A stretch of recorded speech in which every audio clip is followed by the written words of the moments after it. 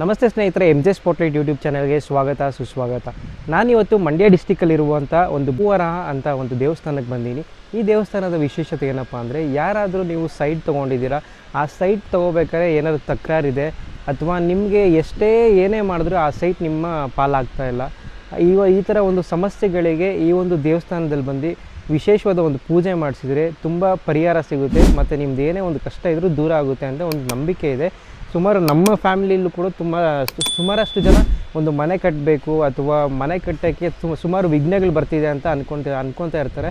So ಅವ್ರಿಗೆ ಇಲ್ಲೊಂದು ಬಂದು ಇಟ್ಟಿಗೆ ಪೂಜೆ ಮಾಡಿಸ್ಕೊಂಡು ಹೋಗಿ ಅಲ್ಲಿ ಮನೇಲಿ ಕಟ್ಟಬೇಕಾರೆ ಪೂರ್ತಿ ಅವ್ರದ್ದು ಏನು ಕಷ್ಟ ಇದೆ ಪೂರ್ತಿ ದೂರ ಆಗಿದೆ.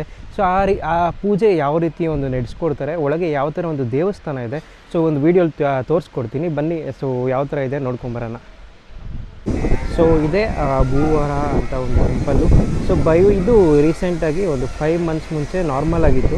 ಇವಾಗ ಭಕ್ತಾದಿಗಳು ಜಾಸ್ತಿ ಆಗಿರೋದ್ರಿಂದ ಫುಲ್ ಒಂದು ರಿನೋವೇಷನ್ ವರ್ಕ್ ನಡೀತಾ ಇದೆ. ನೀವು ಸುತ್ತ ನೋಡ್ಬೋದು, ಒಂದು ಕೋಟೆ ಥರ ಅಂದರೆ ದ್ವಾರ ಥರ ಕಟ್ತಾ ಇದ್ದಾರೆ, ಫುಲ್ ಕಲ್ಲಿಂದನೇ, ಒಂದು ಗ್ರಾನೈಟ್ ಕಲ್ಲಿಂದ. ಅದಾದಮೇಲೆ ಹೊಸದಾಗಿ ಎಲ್ಲ ರಿನೋವೇಷನ್ ಮಾಡ್ತಾ ಇದ್ದಾರೆ. ಏನಪ್ಪ ಅಂದರೆ ಇವರು ನಮ್ಮ ರೂಪೇಶ್ ಅವರು ಮನೆ ಕಟ್ಟಬೇಕು ಅಂದ್ಕೊಂಡಿದ್ದಾರೆ. ಸೊ ಅದಕ್ಕೋಸ್ಕರ ಒಂದು 2 ಇಟ್ಟಿಗೆ ತೊಗೊಂಡಿದ್ದಾರೆ. 2 ಇಟ್ಟಿಗೆ ತೊಗೊಂಡು ದೇವಸ್ಥಾನ ಸುತ್ತ 11 ಪ್ರದಕ್ಷಿಣೆ ಹಾಕಿ ಆನಂತರ ಒಂದು ಪೂಜೆ ಮಾಡಿಕೊಡ್ತಾರೆ ದೇವಸ್ಥಾನದಲ್ಲಿ. ಅದಾದಮೇಲೆ ಅದ್ರ ಜೊತೆಗೆ ಒಂದು ಸ್ವಲ್ಪ ಮಣ್ಣು ಕೊಡ್ತಾರೆ. ಅದು ತೊಗೊಂಡೋಗಿ ಅವ್ರು ಎಲ್ಲಿ ಒಂದು ಮನೆ ಕಟ್ಟಬೇಕು ಅಂದ್ಕೊಂಡಿದ್ದಾರೆ ಅಲ್ಲಿ ಅದೊಂದನ್ನು ಚೆಲ್ಲಿದ್ರೆ ಸೊ ಅವ್ರದ್ದು ಏನೇ ಒಂದು ಇಷ್ಟ ಇದ್ದರೂ ಒಂದು ಪೂರೈಕೆಗೊಳ್ಳುತ್ತೆ ಅಂತ ಒಂದು ನಂಬಿಕೆ. ನೋಡೋಣ ಇದು ಎಷ್ಟು ಮಾತ್ರ ಒಂದು ಫಲ ಕರೆಸುತ್ತೆ ಅಂತ.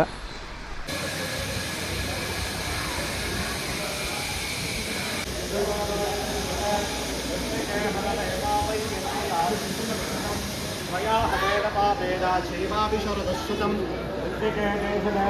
महिसर्वं प्रतिष्ठितं सर्वद्वारान्धरागन्धां नित्यपुष्टानं हरीशमेति ईश्वरेकं सर्वभूतानां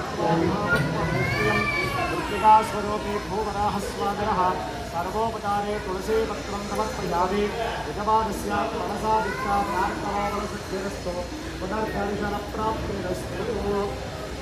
ಇಟ್ಟಿಗೆ ಪೂಜೆ, ಮಣ್ಣಿನ ಪೂಜೆ ಆಗಿದೆ. ಮಣ್ಣನ್ನು ಮನೆಗೆ ತೊಗೊಂಡೋಗಿ ಒಂದು ಬಿಳಿ ಬಟ್ಟೆಯನ್ನು ಅರಿಶಿಣದ ಬಟ್ಟೆ ಮಾಡಿ ಆ ಬಟ್ಟೆ ಒಳಗಡೆ ಈ ಮಣ್ಣು ಮತ್ತು ತುಳಸಿ ಪ್ರಸಾದವನ್ನೆಲ್ಲ ಕಟ್ಟಿಟ್ಟು ದೇವರ ಮನೆಯಲ್ಲಿಟ್ಟು ಪ್ರತಿನಿತ್ಯ ಪ್ರಾರ್ಥನೆಯನ್ನು ಮಾಡಿ ಪೂಜೆಯನ್ನು ಮಾಡಿಕೊಳ್ಳಿ. ನೀವು ಯಾವ ಉದ್ದೇಶವನ್ನು ಪ್ರಾರ್ಥನೆ ಮಾಡಿರ್ತೀರಾ ಆ ಉದ್ದೇಶಗಳೆಲ್ಲ ನೆರವೇರುವ ತನಕ ಪ್ರತಿನಿತ್ಯ ಪ್ರಾರ್ಥನೆ ಮಾಡಿ ಪೂಜೆ ಮಾಡಿಕೊಳ್ಳಿ. ನಿಮ್ಮ ಉದ್ದೇಶಗಳೆಲ್ಲ ನೆರವೇರಿದ ಮೇಲೆ ಇಲ್ಲಿಗೆ ಬಂದು ಭಗವಂತನ ದರ್ಶನ ಮಾಡಿ ಯಥಾಶಕ್ತಿ ಹರಕೆ ಸೇವೆಗಳನ್ನು ಸಲ್ಲಿಸಿ ಪುನಃ ಮನೆಗೆ ಹೋಗಿ ಮಣ್ಣಿಗೆ ಕೊನೆಯದಾಗಿ ಒಂದು ಪೂಜೆ ಮಾಡಿ ಮಣ್ಣನ್ನು ನಿಮ್ಮ ಮನೆಯಲ್ಲಿರುವಂತಹ ತುಳಸಿ ಗಿಡಕ್ಕೆ ಹಾಕಬೇಕು, ಬೇರೆ ಎಲ್ಲೂ ಹಾಕಬಾರದು. ಇಟ್ಟಿಗೆ ಪೂಜೆ ಮಾಡಿಸಿರುವಂಥವರು ಒಂದು ಇಟ್ಟಿಗೆ ದೇವಸ್ಥಾನದ ಮುಂಭಾಗದಲ್ಲಿ ದೇವಸ್ಥಾನದ ಕಟ್ಟಡ ಕೆಲಸಕ್ಕೆ ಸಮರ್ಪಣೆ ಮಾಡಿ, ಇನ್ನೊಂದು ಇಟ್ಟಿಗೆ ನಿಮ್ಮ ಮನೆಗೆ ಇರಬೇಕಾದ್ರೆ ಈಶಾನ್ಯ ಮೂಲೆಯ ಗೋಡೆ ಕಟ್ಟಡಕ್ಕೆ ಬಳಸ್ಕೋಬೇಕು.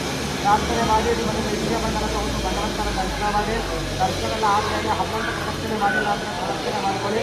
ಪ್ರದಕ್ಷಿಣೆ ಆಗಿದ್ದರೆ ಪ್ರಸಾದ ವ್ಯವಸ್ಥೆ ಇರುತ್ತೆ, ದಾಸೋಹ ತಗೊಳ್ಳಿ. ಚೀಟಿಯಲ್ಲಿ ಹೆಸರು ಬಂದಿದೆ ನೋಡಿ, ನಿಮಗೆ ನೀವೇ ತಗೊಳ್ಳಿ, ಬೇರೆ ಒಬ್ಬರು ತಗೊಳ್ಳಿ. ಇದು